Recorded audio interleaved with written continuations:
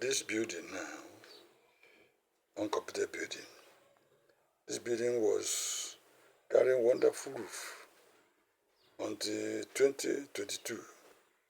Criminals who go about stealing roofing sheet, the roof part of the roof.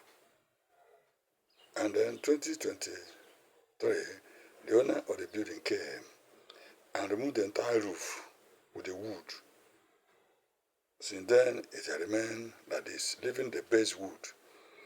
It was the same building now that put them for themselves in Asari fuel business and now using it as a dump site to keep their Asari fuel. And the one they kept, some youth came there now twice and carried the bags of fuel of Asari. Now, Nduri is Nduri.